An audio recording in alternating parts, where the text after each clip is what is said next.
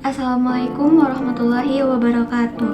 Perkenalkan, nama saya Mira Rahmayanti. Di sini saya akan menjelaskan materi tentang pengertian Revolusi Prancis.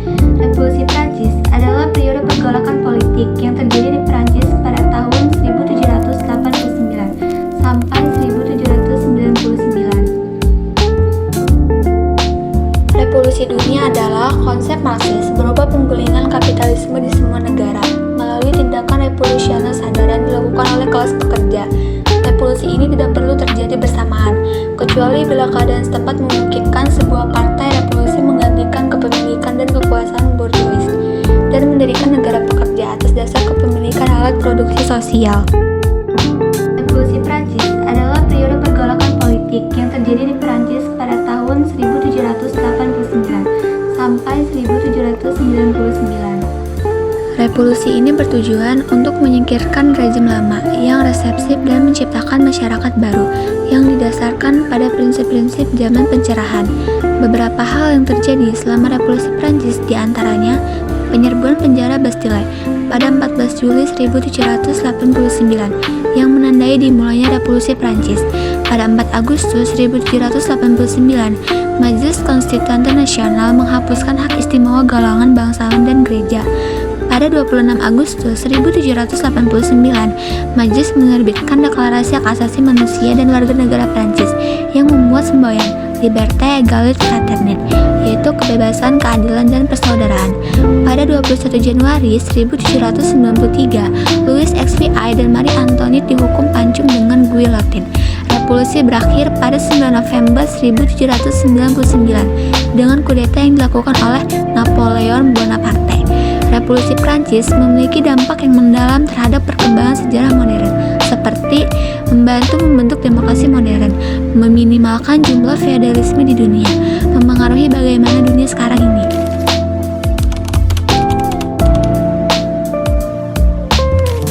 Assalamualaikum warahmatullahi wabarakatuh. Perkenalkan, nama saya Muhammad Kabir Raja Al-Jifari. Di sini saya akan membahas mengenai latar belakang terjadinya Revolusi Prancis. Revolusi Prancis merupakan salah satu peristiwa yang paling penting yang ada dalam sejarah Prancis, dimulai pada tahun 1789, di mana pada masa itu Prancis mengalami gejolak politik yang sangat besar sehingga dapat menggulingkan sistem pemerintahan monarki pada masa itu. Ada berbagai faktor yang melatar belakangi terjadinya revolusi ini, seperti adanya ketidakadilan politik, ketimpangan sosial, krisis ekonomi, dan bahkan berkat peristiwa ini juga terciptanya sebuah sistem pemerintahan yang disebut republik atau bisa dibilang demokrasi. Untuk melihat lebih lengkapnya, yuk simak videonya. Menurut artikel yang diterbitkan oleh Columbia University dijelaskan, tanda-tanda revolusi semakin jelas pada akhir tahun 1770-an saat pemerintah monarki Perancis menghadapi krisis keuangan, perang melawan negara lain, terutama Inggris, dan bantuan militer Perancis kepada perjuangan kemerdekaan Amerika Serikat mengakibatkan kekayaan Raja Louis ke-16 terkuras. Raja Louis ke-16 harus mencari cara untuk mendapatkan uang darurat dengan menaikkan pajak. Namun kenaikan pajak membuat mayoritas rakyat Perancis merasa lebih berat. Di sisi lain, ekonomi Perancis yang sedang memburuk yang menyebabkan jumlah orang melarat meningkat pesat. Pada abad ke-18, masyarakat Perancis terbagi menjadi 3 kelas sosial. Para rohanian gereja termasuk dalam kelas pertama. Kelas kedua terdiri dari para bangsawan yang juga merupakan minoritas dari segi jumlah. Sedangkan golongan ketiga adalah buruh, petani borjuis, atau bisa dibilang kelas ekonomi menengah dan lainnya. Raja Louis ke-16 meminta Estates General yang merupakan majelis legislatif atau konsultatif bersidang untuk menggulirkan strategi mengatasi krisis keuangan. Estates General Prancis memiliki perwakilan dari 3 kelas sosial. Tidak mengherankan bahwa perwakilan golongan ketiga dengan tegas mendukung kenaikan pajak bagi pemilik hak istimewa. Kebencian rakyat terhadap monarki meningkat sebagai akibat dari konflik yang terjadi antara golongan atas dan bawah masyarakat Prancis. Selain itu, Raja Louis ke-16 dan istrinya Maria Antoinette menjalani kehidupan yang mewah, termasuk di tengah krisis keuangan Prancis. Kekuasaan kerajaan Prancis terus merosot dan mengalami kesulitan dalam mengendalikan keadaan. Sebaliknya, National Assembly berhasil menjalankan beberapa inisiatif penting. The National Assembly berhasil membentuk pasukan nasional dengan Jenderal Lafayette sebagai panglima. Hak istimewa bangsawan dan gereja dicabut bersamaan dengan keputusan sidang 4 Agustus 1789. Puncaknya terjadi pada tahun 1793 ketika Raja Louis XVI dan istrinya Marie Antoinette dipenggal dengan pisau guillotine. Monarki Prancis rontok hanya 3 tahun setelah penyerbuan penjara Bastille. Pemerintahan Republik Prancis resmi berdiri pada bulan September tahun 1792.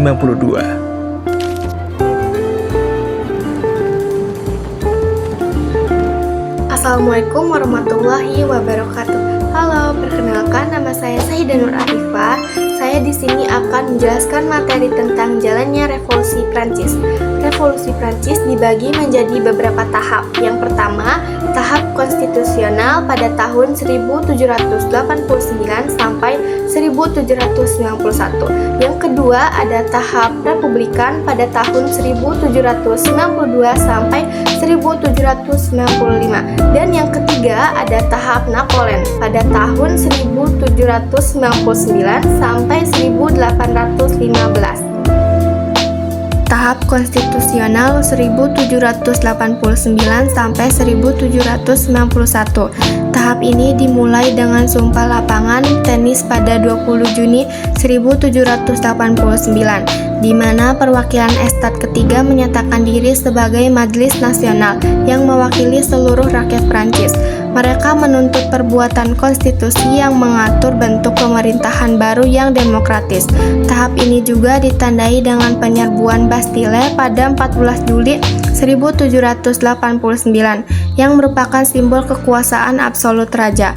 Rakyat menyerbu penjara ini untuk merebut senjata dan membebaskan tahanan politik. Tahap ini berakhir dengan pembentukan konstitusi tahun 1791 yang mengubah bentuk pemerintahan Prancis menjadi monarki konstitusional dengan sistem trias politika. Tahap republikan 1792 sampai 1795. Tahap ini dimulai dengan pernyataan perang oleh Majelis Legislatif terhadap Austria pada April 1792. Perang ini melibatkan negara-negara Eropa lainnya yang khawatir dengan dampak revolusi Prancis bagi monarki mereka. Perang ini juga memicu pemberontakan rakyat di dalam negeri yang menuntut penggulingan raja.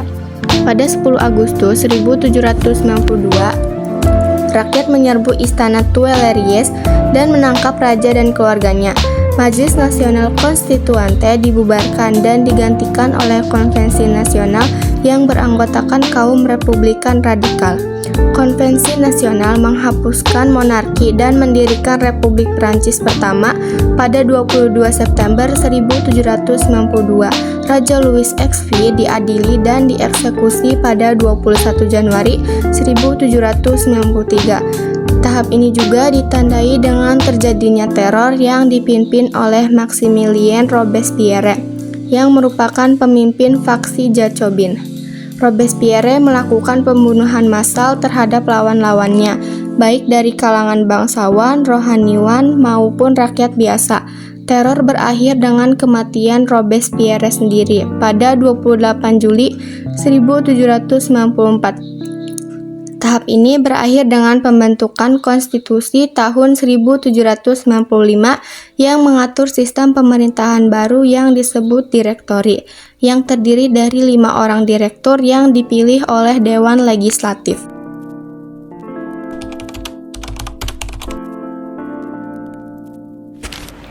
Assalamualaikum warahmatullahi wabarakatuh. Halo semuanya, perkenalkan nama saya Bilqis Aura Madani. Di sini saya akan membahas tentang akhir dari revolusi Prancis. Pernah nggak sih teman-teman berpikir, kok bisa ya revolusi Prancis kan awalnya dimulai dengan semangat kebebasan, kok ujung-ujungnya malah dikuasai dengan seorang jenderal?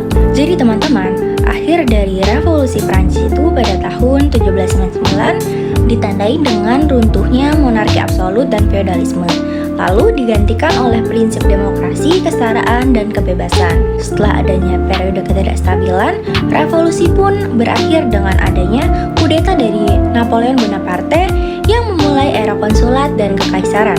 Meskipun otoriter, Napoleon meneruskan beberapa nilai revolusi yang dapat mempengaruhi dunia hingga saat kini loh.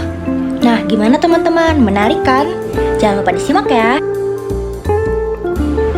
Akhir dari Revolusi Prancis pada tahun 1789 sampai dengan 1799 ditandai dengan berakhirnya kekacauan revolusioner dan awal era baru pemerintahan di Prancis. Yang pertama, kejatuhan pemerintahan direktori pada tahun 1795 sampai dengan 1799. Setelah periode teror pada tahun 1793 sampai dengan 1794 yang dipimpin oleh Robespierre, pemerintahan Prancis beralih ke direktori, sebuah badan eksekutif yang terdiri dari 5 orang. Direktori dibentuk untuk menggantikan pemerintahan radikal sebelumnya dan membawa stabilitas politik. Namun, periode ini justru diwarnai oleh korupsi, ketidakstabilan ekonomi, termasuk royalis yang mendukung pemulihan monarki, dan Jakobin yang masih menginginkan revolusi radikal. Kelemahan ini membuat direktori kehilangan dukungan rakyat dan rentan terhadap kudeta, yang akhirnya dimanfaatkan oleh Napoleon Bonaparte untuk mengambil alih kekuasaan pada tahun 1799. Yang kedua, kudeta 18 Brumaire pada tahun 1799. Pada tanggal 9 November 1799, 18 Brumaire dalam kalender revolusi Prancis. Napoleon Bonaparte memimpin sebuah kudeta yang berhasil menggulingkan pemerintahan direktori. Kudeta ini menjadi akhir dari periode revolusi Prancis yang penuh dengan ketidakstabilan politik dan konflik internal. Peristiwa tersebut menandai awal pemerintahan baru di bawah Napoleon yang segera mengambil alih kekuasaan sebagai konsul pertama, membuka jalan bagi era pemerintahan otoriter dan reformasi besar di Prancis. Yang ketiga, pembentukan konsulat pada tahun 1799. Setelah kudeta 18 Brumaire pada tahun 1799, pemerintahan konsulat dibentuk dengan Napoleon Bonaparte sebagai konsul pertama. Konsulat menjadi sistem pemerintahan baru yang mengakhiri kekacauan politik dari eksperimen demokrasi revolusioner selama revolusi Prancis. Di bawah konsulat, kekuasaan eksekutif terkonsentrasi pada Napoleon, yang secara efektif mengendalikan pemerintahan Prancis.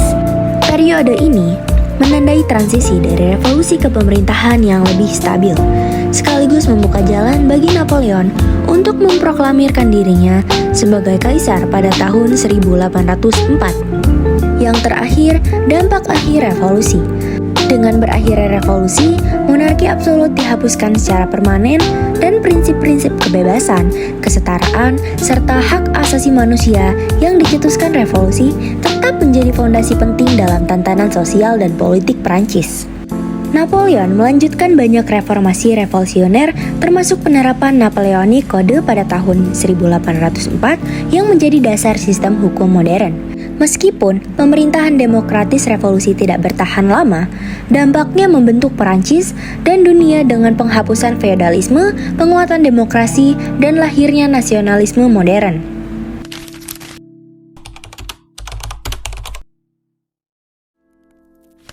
Assalamualaikum warahmatullahi wabarakatuh.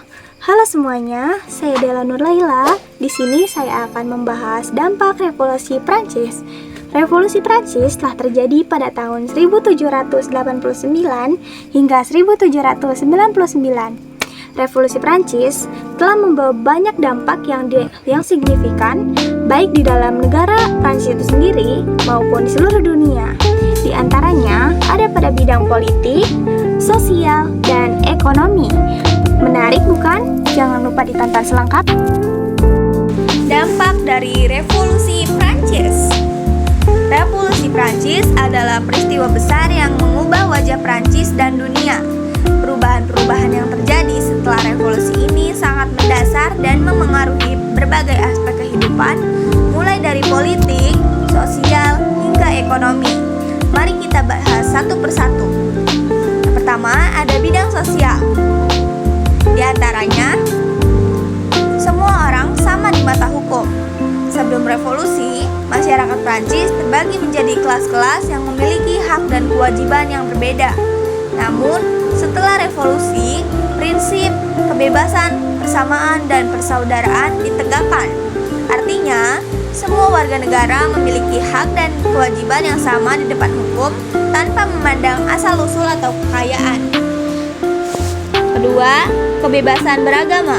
Setiap individu bebas memilih dan menjalankan agama yang mereka yakini. Pemerintah tidak lagi memaksakan agama tertentu kepada warganya. Ketiga, pendidikan untuk semua. Meskipun akses pendidikan masih terbatas, namun ada upaya untuk memperluas kesempatan belajar bagi semua orang, tidak hanya kalangan bangsawan. Terakhir, peran perempuan mulai diakui. Perempuan mulai mendapatkan pengakuan akan hak-hak mereka, meskipun perjuangan untuk kesetaraan gender masih panjang. Selanjutnya, ada bidang ekonomi. Pertama, munculnya sistem kapitalisme. Sebelum revolusi, sistem ekonomi di Prancis didominasi oleh sistem feodal, di mana tanah dikuasai oleh bangsawan dan petani hanya sebagai pekerja. Revolusi Prancis mengubah sistem ini dengan melahirkan sistem kapitalisme. Dalam sistem ini, setiap individu memiliki kebebasan untuk memiliki usaha dan menghasilkan keuntungannya sendiri. Hal ini mendorong pertumbuhan ekonomi dan inovasi di negara Prancis.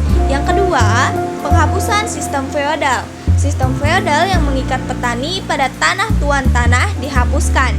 Petani kini menjadi bebas mengelola tanah mereka sendiri, sehingga meningkatkan produktivitas pertanian dan kesejahteraan petani.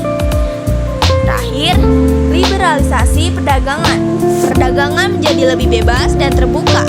Hal ini mendorong pertumbuhan ekonomi karena memungkinkan pertukaran barang ataupun jasa antar wilayah dan negara. Selanjutnya ada bidang politik. Revolusi Prancis memicu perubahan besar dalam sistem pemerintahan. Beberapa dampaknya yaitu yang pertama, munculnya sistem republik. Konsep pemerintahan republik di mana kekuasaan tertinggi berada di tangan rakyat menjadi populer setelah revolusi. Hal ini menjadikan sistem monarki absolut yang sebelumnya mendominasi Eropa. Yang kedua, lahirnya konsep demokrasi. Revolusi Prancis memperkenalkan konsep demokrasi di mana setiap warga negara memiliki hak untuk berpartisipasi dalam pemerintahan. Yang ketiga, Deklarasi Hak Asasi Manusia atau disingkat dengan HAM dan warga negara. Dokumen ini menjadi landasan bagi perlindungan hak-hak individu dan menjadi inspirasi bagi banyak negara di dunia. Terakhir, pemisahan kekuasaan. Konsep pemisahan kekuasaan menjadi legislatif, eksekutif, dan yudikatif. Diperkenalkan untuk mencegah penyalahgunaan kekuasaan.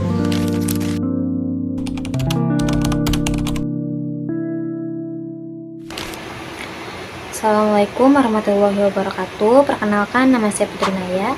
Saya di sini akan menjelaskan materi mengenai keterkaitan antar masa revolusi Prancis 1789 sampai 1799 dengan masa kini.